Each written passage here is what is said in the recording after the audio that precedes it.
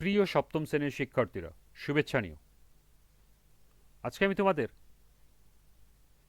২০২৫ সালের নতুন বই বাংলাদেশ ও বিশ্ব পরিচয় বিষয়ের প্রথম অধ্যায় বাংলাদেশের মুক্তি সংগ্রাম এখান থেকে এর কাজগুলো সমাধান করে দেব। প্রথমে তোমাদের বলবো, যারা আমার চ্যানেলটি সাবস্ক্রাইব করো নাই তারা আমার চ্যানেলটি সাবস্ক্রাইব করবে এবং আমার সাথে থাকবে। তাহলে চলো আমরা ক্লাস শুরু করি। বাংলাদেশের মুক্তি সংগ্রাম, এগুলো তোমরা বাসায় রিডিং পড়ে নিও। পার্ট ১। এই পার্ট ১-এর একটি কাজ দেয়া আছে, এই কাজটি আমরা আজকে সমাধান করব। পার্ট ১-এ রাষ্ট্রভাষা আন্দোলন, এগুলো তোমরা বাসায় অবশ্যই ভালো করে পড়ে নেবে, কারণ এখান থেকেই তোমাদেরকে বহু নির্বাচনী প্রশ্ন, সংক্ষিপ্ত প্রশ্ন করা হবে।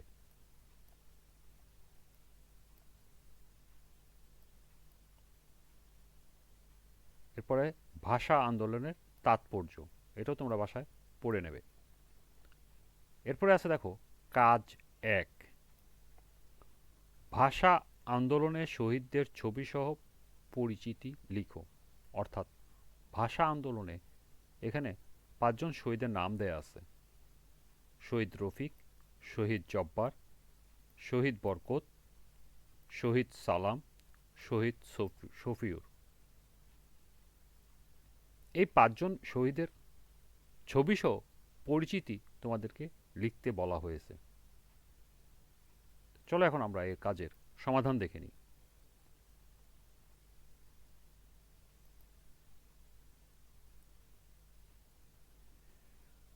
এর সমাধান হবে, ভাষা আন্দোলনে শহীদদের ছবি সহ পরিচিতি নিম্নে উপস্থাপন করা হলো।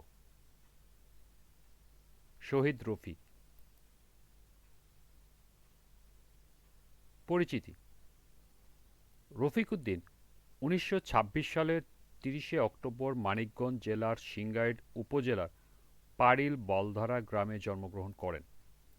তার পিতার নাম আব্দুল লতিফ ও মাতার নাম রাফিজা খাতুন। ১৯৪৯ সালে রফিক স্থানীয় বায়রা উচ্চ বিদ্যালয় থেকে মাধ্যমিক সম্পন্ন করে মানিকগঞ্জ দেবেন্দ্র কলেজের বাণিজ্য বিভাগে ভর্তি হন। তবে লেখাপড়া শেষ না করে তিনি ঢাকায় এসে পিতা মুদ্রণ শিল্প ব্যবসায় যুক্ত হন। ঢাকায় তিনি পুনরায় তৎকালীন জগন্নাথ কলেজে হিসাব বিজ্ঞান বিভাগে ভর্তি হন। ১৯৫২ ২১শে ফেব্রুয়ারি ঢাকা মেডিকেল কলেজের সম্মুখে রাস্তায় ১৪৪ ধারা ভেঙে ছাত্র জনতা বিক্ষোভ প্রদর্শন করে। মিছিলটি ঢাকা মেডিকেল কলেজের হাসপাতালে আসলে পুলিশ গুলি চালায়। এতে রফিক উদ্দিন মাথায় গুলিবিদ্ধ হন এবং ঘটনাস্থলেই তার মৃত্যু হয়।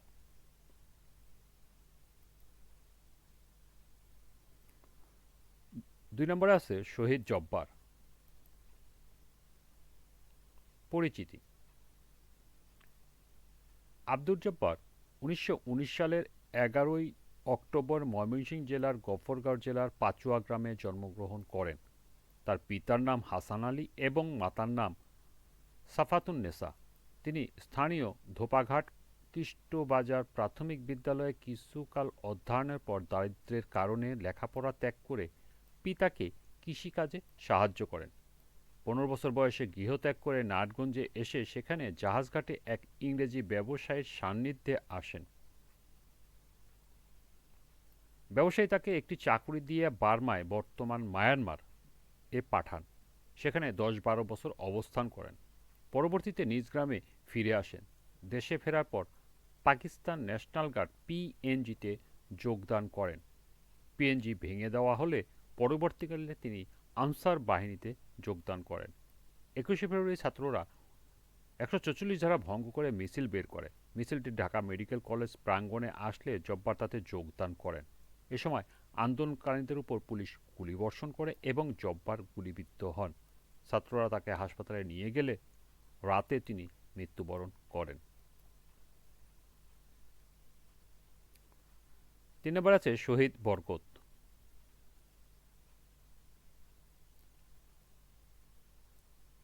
আবুল বরকত 1927 সালে 13 জুন তৎকালীন ব্রিটিশ ভারতের পশ্চিমবঙ্গের মুর্শিদাবাদ জেলার ভরতপুর অঞ্চলের বাবলা গ্রামে জন্মগ্রহণ করেন। তার পিতার নাম শামসুদ্দিন এবং মাতার নাম হাসিনা বেগম। বাবলা প্রাথমিক বিদ্যালয়ে তিনি তার শিক্ষাজীবন শুরু করেন। আবুল বরকতের প্রাতিষ্ঠানিক শিক্ষার সূচনা হয় বাবলা মহড়া প্রাথমিক বিদ্যালয়ে। তিনি 1945 সালে তালিবপুর উচ্চ বিদ্যালয় থেকে মাধ্যমিক ও 1947 সালের বহরমপুর কৃষ্ণচাঁদ কলেজ থেকে উচ্চ মাধ্যমিক সম্পন্ন করেন। ভারত বিভাগের পর 1948 সালের তার পরিবার ঢাকাতে চলে আসে। 1951 সালে ঢাকা বিশ্ববিদ্যালয়ের রাষ্ট্রবিজ্ঞান বিভাগ থেকে দ্বিতীয় শ্রেণীতে চতুর্থ হয়ে স্নাতক সম্পন্ন করেন এবং একই বিভাগে স্নাতকোত্তরে ভর্তি হন।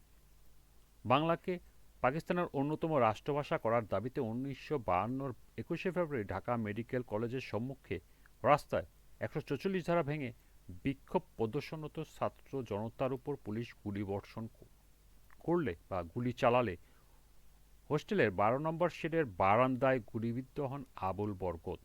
ঢাকা মেডিকেল কলেজ হাসপাতালে জরুরি বিভাগ ভর্তি অবস্থায় রাত 8টার দিকে মৃত্যুবরণ করেন।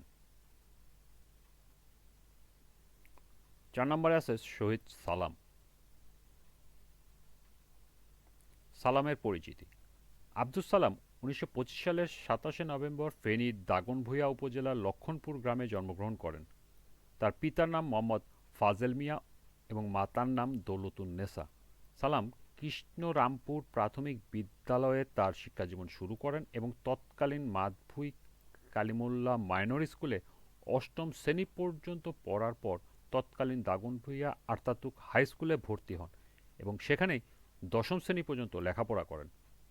আর্থিক অনটনে পরবর্তীতে তার লেখাপড়া বন্ধ হওয়ার পর কলকাতা গমন করেন এবং কলকাতা বন্দরে কাজ শুরু করেন। ভারত বিভাগের পর 1947 সালে তিনি ঢাকায় ফিরে আসেন। বাংলা ভাষাকে পাকিস্তানের অন্যতম রাষ্ট্রভাষা করার দাবিতে 52 21শে ফেব্রুয়ারি ঢাকা মেডিকেল কলেজের সম্মুখে রাস্তায় 144 ধারা ভেঙে বিক্ষোভে অংশ নেন। পরে ছাত্র জনতা পুলিশের উপর এলোপাথারি গুলি চালালে অন্যদের সাথে আব্দুস সালামও গুলিবিদ্ধ হন। আহত অবস্থায় তাকে ঢাকা মেডিকেল কলেজ হাসপাতালে ভর্তি করা হয়।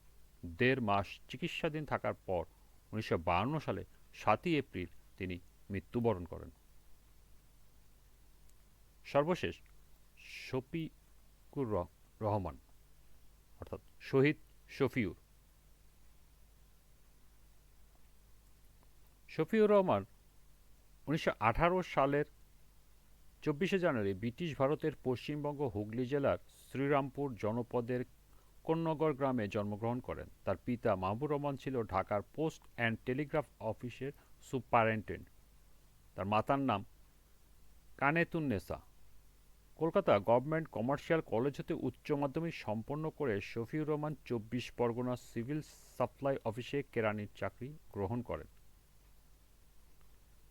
দেশ বিভাগের পর 1948 সালে পিতার সঙ্গে ঢাকায় আসেন ও ঢাকা হাইকোর্ট হিসাব রক্ষণ শাখায় কেরানি পদে যোগ দেন। 1952 সালের 22শে ফেব্রুয়ারি সকাল 10:30টার দিকে নওয়াবপুর রোডে বাংলা ভাষাকে রাষ্ট্রভাষা করার দাবিতে পূর্ব দিনের অর্থাৎ আগের দিনের পুলিশের গুলিবর্ষণের প্রতিবাদে ছাত্র জনতা বিক্ষোভ মিছিলে পুলিশ পুনরায় গুলিবর্ষণ করে।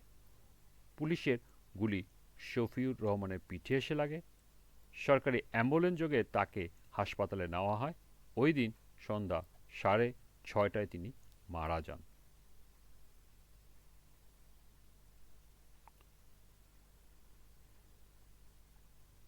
এই ছিল এই কাজের সমাধান। আজকের ক্লাসটি এ পর্যন্তই।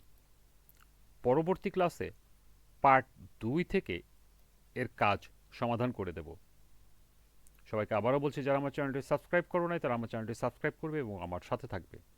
সবাইকে পরবর্তী ক্লাস দেখার আমন্ত্রণ জানিয়ে আজকের মতো আমি এখানেই বিদায় নিচ্ছি। আল্লাহ হাফেজ।